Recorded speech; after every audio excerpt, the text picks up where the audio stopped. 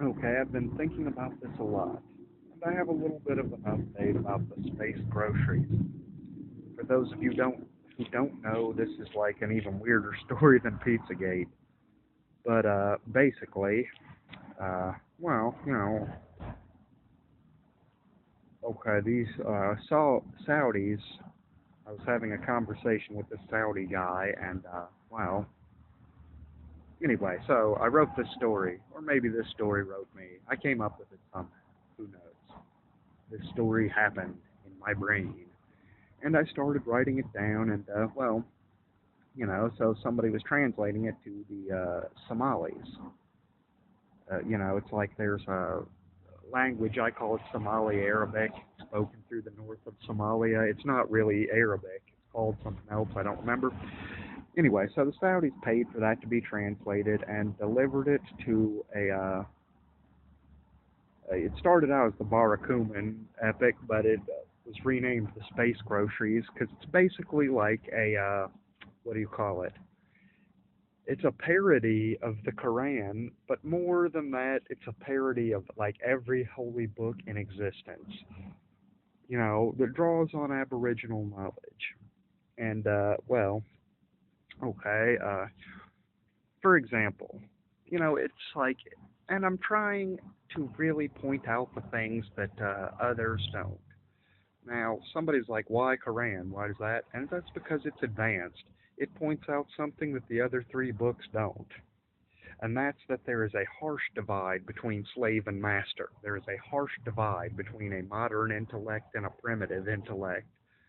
And until now, generically, anybody with a primitive intellect is called a Muslim. And that entire paradigm didn't start to break down until, Myanmar. Anyway, neither here nor there. It's chock full of anecdotal wisdom that Somalis just love. For example, I don't think it's any coincidence that the book in the Bible where it talks about fags and God blowing them to hell also talks about incest. That's in the same book. You see, that has to do with founders' syndromes and extract deformities, which my book is also trying to go into. But like I said, I'm not a brilliant person. Somehow, something happened. Okay, but the Department of Defense saw the effect this was having on the Somalis that it was being shared with, and well, they were like, "Hey, out of the way! I'm in charge here." No, I didn't care. I was like, "Oh, okay, Department of Defense. Wow." And but then it's like one day I didn't feel like writing anymore. And I was like, "Hey, Department of Defense, I don't feel like writing anymore." And they were like, "Hey." Now, by the way, this might be a rerun. If it is, maybe roll back in the queue and see the original version of this video. Anyway, so they were like, "Hey, don't even worry about it. Contractors never deliver. Fuck you." Same like on the Big Bang Theory. 2 years. You have another 2 years. Kick your heels up. Don't even worry about it.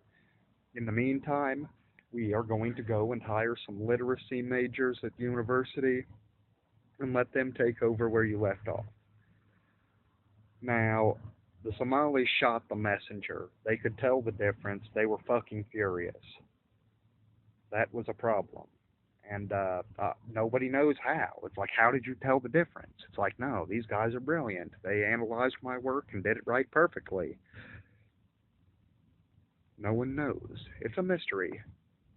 But maybe God or science touched them like in the book. Who knows? But let's see, what was that other one? Don't even worry about it though. I will get back to it eventually. I probably need a new word processor. I've also been drawing some pictures in the meantime. Damn, there was something else I was gonna say that just like ran out of my head. And something about space grocery, Quranic romance novel parody. Maybe. Damn, I forgot what I was gonna say. What I was gonna talk about is like. Oh yeah, yeah. Okay, the Saudi budget is cutting 20% across all departments. Now this is very, very bad news for Somalis. Okay, fortunately, um, you know, I just want everybody to stay calm. Don't let that jackass with a knife over here in the United States, you know, bring you down. Okay, Americans don't think that's Somalia. Or rather, it's not that Americans don't think that's Somalia. Americans know for a fact that that's Somalia, and we're trying to say, hey, if you were a Somali that disagrees with being cut up with a knife and fucked up 10 ways to Sunday, then Americans are with you on that, or something. The point is, don't let it get you down. Times of peace are ahead. And furthermore, I would go on to say that Somalia is wealthier now, according to the modern era, than it has ever been. It is wealthier now than it has ever been by the hour. So hang on to that and push that, and do not let these punks come in here and trash all your shit again. Okay? We haven't had a civil war in Somalia for, since 1989 maybe. But anyway, the point is, no more civil wars. Let's get this shit polished and fancy. And, like I said, as for the Saudis, I guess that, they're probably going to tighten their belt in Somalia a little bit. But you know what? The main thing is to concentrate on the farming. As long as Somali agriculture continues to grow, the Saudis don't really have anything they can hold over your head. Or at least, not that they aren't already holding over your head. And the tiny coastal minority that enjoys stuff Saudis have is like, I won't call them insignificant, but, well, anyway, don't even worry about it. Let's see, what else? Oh, yeah. Trevor Noah is going to be replatformed very soon. The Daily Show sucks, but you know what? I think that, well, I don't know. I hear Louis Farrakhan, and he's talking about Fidel Castro. Now, I have something to say about Fidel Castro. He did everything wrong that a leader can do except for one thing. He always told the people of Cuba, you are autonomous. And that is the message that any tiny nation really needs to hear loudest. You are autonomous. You control your own destiny. Now, that wasn't, I don't know, maybe he said that to himself, or, he was the commandant, the dictator, yada, yada, yada. But whether they have a dictator or democracy, if Cuba is an autonomous nation, they do right by themselves and have more collective bargaining authority than they would if they were a protectorate or a commonwealth, which they probably will end up with if American policymakers have their way, unless the Cuban people really fucking crack down on these human rights abuses. Anyway, so, like I said, I want to get back to space groceries. I can't believe that the Somalis can tell the difference. They're like, this is the space groceries? This is some crap an egghead wrote. Bring us back that ragged piece of shit bomb. And the Department of Defense is like, we can't do anything with him. It's terrible. Anyway, so, apparently, though, like I said, it's not just It's not just for Somalis. Saudis love it too. So, to the Saudis and Somalis, rough road ahead. But if we all stick together, it doesn't have to be so bad. I was almost thinking of saying something treasonous, against the United States, which is my country, and when I say treasonous, I mean revealing what's going to happen to the Saudis. I may have said too much already, but I want the Saudis to really, well, I don't know, like I said, the point is, people say that it's the worst thing ever, the human rights in Saudi. I don't know, I don't even want to get into it. The point is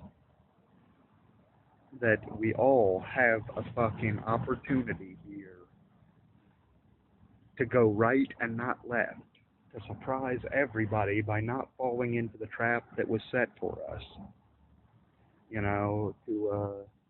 To surprise everybody by taking the high road and not the low road. And that really is what must need be. I'm also inclined to say that although I don't quite understand it myself, I have a strong feeling at some point the Japanese are going to master this genre of fiction. That space groceries will be one of many and not even the best. But, I don't know. Like I said, I feel like an echo and not the voice. The tail and not the head. You know, the description, not the sight. I can't even really, go on enough, but I guess I'm gonna take. Oh, I am feeling much better though. This upper respiratory thing is going away now that I'm not sleeping in the moldy little corner, and well, I feel a lot better. And so, like I said, a lot. Oh, that was what I was gonna say. Okay, yeah. I was looking for other people to, you know, to share my gifts with, and to, like accept your input. And okay, there is another group of people who are not Somalis who we're kind of going to kind of crowd onto this raft with us. Okay, so let's everybody all make way for the people of Papua New Guinea. Okay, very soon, I'm going to wrap up Volume 1, and I'm going to say that the people of Papua New Guinea will also be given a voice with the Somalis in Volume 2. And it's going to be beautiful. It's such a great story that explains the world in ways that you don't have to be particularly moral or intelligent to appreciate. It's going to be everybody's stuff. And, well, like I said, the people of Papua New Guinea, you have really come through and delivered in a 4-star manner. That is the coolest thing ever. And, so like I said, I'm going to return the favor just as soon as I get to that part, and be patient. You're going to like it. I also had a lot to say about, well, I don't know, like I said, the Saudis are like, man, why don't you just forget all this commentary on the election and, just concentrate on, like the Gulf countries and writing your books. But no, okay, yeah, but no, I'm like really interested, and it's like, hey, if I have something to say, even though I'm not the president and I'm just, like a normal person, I will say it, and I don't even give a shit. I think for too long, selfishness has stifled political will, which might improve lives for everyone. And, that's a problem here, just like it is in Saudi Arabia and Somalia, and even to a lesser extent, Papua New Guinea. And, well, like I said, I think if the whole world goes upper middle class, my life as a beggar will be easy. But anyway, that's really all I have to say. Don't worry. I'm getting back to the space grocery soon, and I'm replatforming the Daily Show soon. And well, like I said, I hope that this stuff straightens out. It's like, damn. And well, like I said, I would have elaborated a little on my encounter with the Saudi fans, but I think that I need to shake it off for a minute first. Those guys have a sense of humor. Anyway, so I guess next time, over and out.